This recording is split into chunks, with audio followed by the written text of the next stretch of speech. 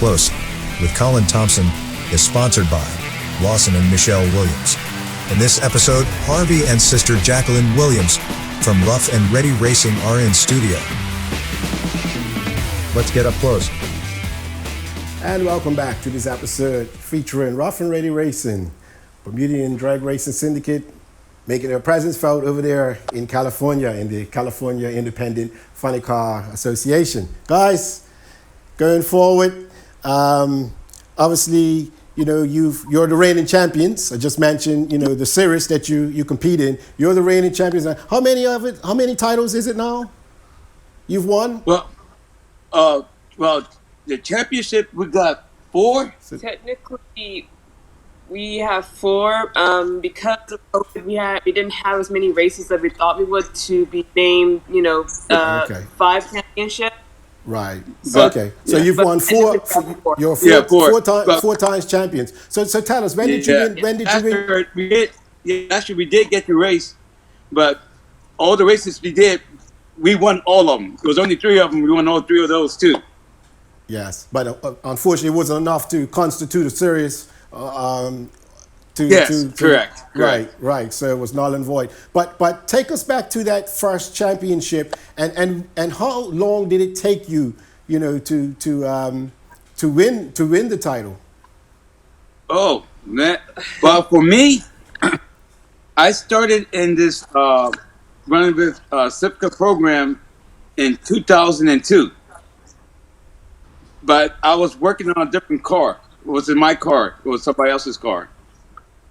And I'll never forget that when they had the banquet, and that's always in December, and they have these tables set up for every group. And I'll never forget that weekend that I set a table all by myself at the banquet. And we didn't win no trophy or nothing. And it was basically in Vegas. And I said, you know what? I'm going to win one of these trophies one day. And then it was in 2015. 2015, the first win. 2015. When we won, I broke down a lot of tears. I'm so happy because I worked so hard. And like I tell a lot of my crew members today, they didn't understand of all the hard work I went to get to that point. But now they do, because they won a couple with me. And even today, like even last weekend when we raced, this one's more emotional for us because father just passed away. And this meant this year and every year from now it's going to be more.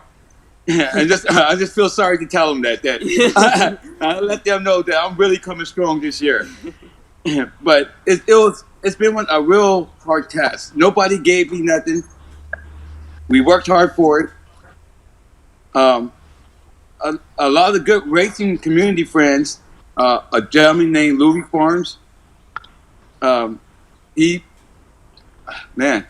helped me out big time. I needed some racing heads. These heads are not cheap. They're about like $7,000, $10,000 for these racing heads. And I messed up mine. I didn't have the money to repair them. And Louis came along and says, "Here, Harvey, use these ones." And he just bought these heads. And I asked him why. He says, "I want to see another young black man out there do good." And Louis 77 years old. And this is going back to 2015. So when he was about like 68, 67 years old. And today has been a big part of my life. And I tell people without him that weekend, I would never won. Wow. And here we are today. That's amazing. And you've been able to go on and emulate that success.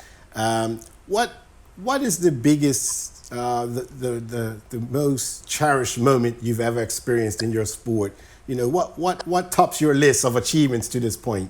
Any particular race stands out? Oh, Well, we would call them exactly when we hurt the motor real bad, and we need to get some parts, right? And I got several. We could have several stories to tell, but I'm gonna give you the last good one.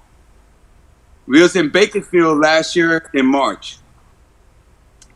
Just got my motor redone. Year before. Yeah, the year before. Yeah. And we go out there and we make one pass. And we hurt the motor real bad. The motor's done. I need another motor. I called my friend, another good friend of mine named Rick Alvarado. He has a funny car also, Little Mighty Mouse. Yeah, Little Mighty Mouse. He has a funny car too. Now we're about 300 miles away. Actually, my son Harvey, he's not here with us right now, and Naji, I called him up. I said, they found out that we hurt the motor, and they was here in Sacramento. And he says, Dad, call Rick.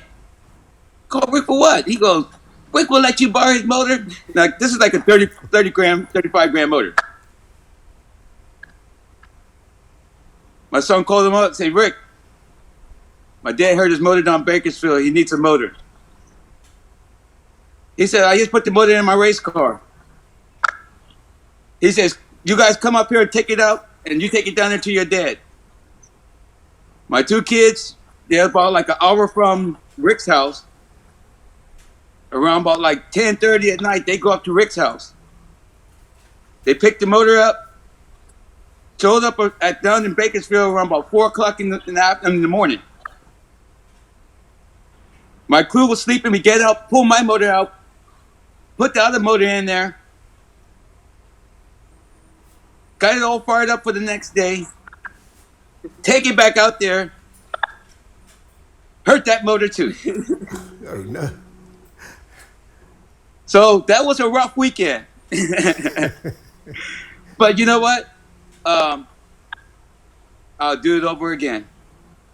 What's it like, when that car takes off? Oh, man. I know. I can tell you this. Between me and my sister, everybody asks us, man, it feels like you guys be behind the driving wheel because the car takes off, we both jerk back, and we were like, oh, go get him, so we get into it, you know what I mean? It's definitely a rush. Really, I would like to bring my car to Bermuda one day and run it down the airport for you guys. That'd be nice. That would be my dream.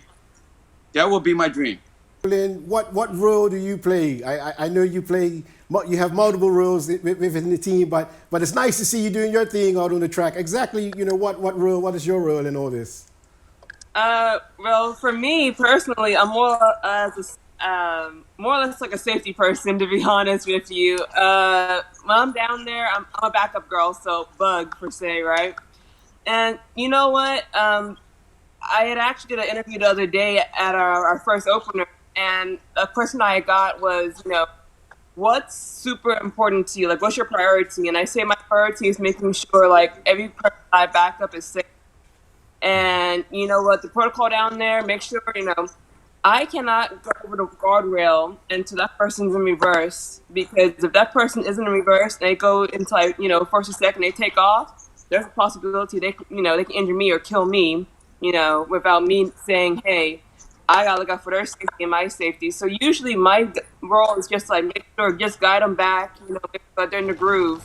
Because if they're not in the groove, they're just gonna end up going like a different direction. That's not good, But I know for me, I can say that I truthfully enjoy it. I have had a few close encounters.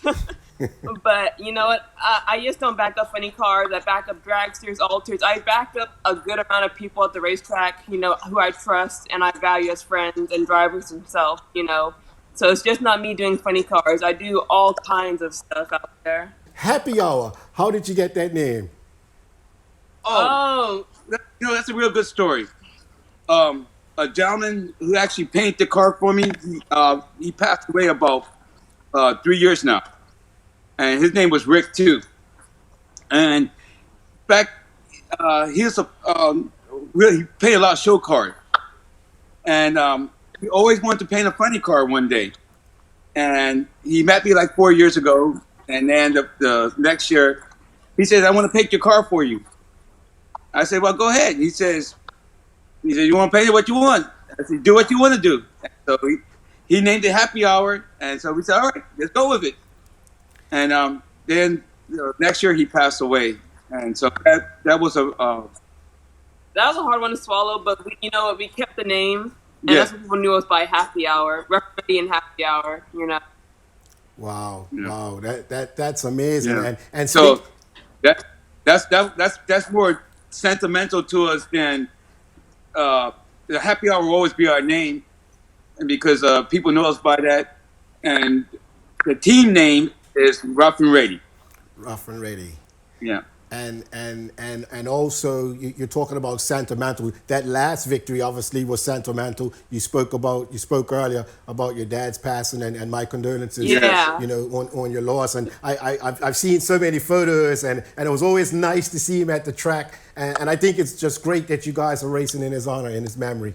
Oh, yeah. Like I know you just asked Jacqueline her, what was maybe best, but for me, the last year, the 3 races was more sentimental for me because my father was alive and He made it to Governor's Cup. he made it to the Governor's Cup. Wow. And that one was the best for me. You have an ambition of driving one day? Is that correct? Did I hear Yes. that? Oh, wow. Awesome. That would be awesome. What do you Yeah, think about that, Harvey? I can say one thing. Tony Tripp, you know what? Long story short, he had a dragster that he actually taught me how to do the whole routine, how to get everything set up, right? How to just be a better driver itself. And one of our guys, Devin, he actually ended up buying that dragster. And so right now, I wouldn't say I'm a veteran or well seasoned, but I do know a good amount of knowledge to help him, drive the driver itself and just have that ambition to go out there and do his best as being a bracket racer itself. So I can say the last almost 5-6 years, I've gained so much knowledge from just being how to drive, how to tune, just how to be a better racer in general. So I do have ambitions, hopefully sometime next year, just going out there, getting my license in the dragster, go out there and start competing, Wow. Wow, that's great to hear. Awesome to hear. And definitely wish you the best of luck in your endeavors, you. and hope that you fulfill your ambition. And unfortunately, guys, that's all the time we have. We've run out of time. It's been a blast having you on board. I've been looking forward to this occasion, and it's been truly an honor. But before we go, any shout outs? Anyone you want to give some special shout outs to? Show some love, some Cali love? I want to, for me personally, I have so many people to thank, but for some reason, this name comes to mind right now. I want to thank Dave Smith of the Sacramento racetrack for keeping the track open for us this long. Definitely Tony, Henry, my 2 good friends who I didn't talk nothing about, Roger and George, definitely. So many people. Don, Devin, Chad, Ayana Williams, the other half. Collins, thank you for writing all this stuff up about us in Bermuda Report. To me, that's been an honor, and that's deeply from my heart. I really mean, I can't express that enough. I don't even know what to tell you on that. My sister tells me all the time. I read it and it makes me feel good. And I hope the Bermudan people love it, what we're doing here. And they want to come out and see me, let me know. And if they come out this far, I definitely get the tickets for them to come here for free. Well, okay. Well, we look forward to that, and also possibly seeing you here down on the runway one day down in St. David's. That'd be awesome. But guys, hey, talk to the people. If they want it to happen, I'll make it happen. Okay, all right. But guys, I just want to thank you before I go. I want to thank you again. It's been a blast, and all the best going forward. And Thank you. With that, I just want to give some shout outs as well. I'd just like to shout out to our sponsors, as well as my co-producer, Lamerne Woods of Crimson Multimedia. And last but not least, I'd like to thank you for tuning in and look forward to seeing you all again right here on Up Close with yours truly, Colin Thompson.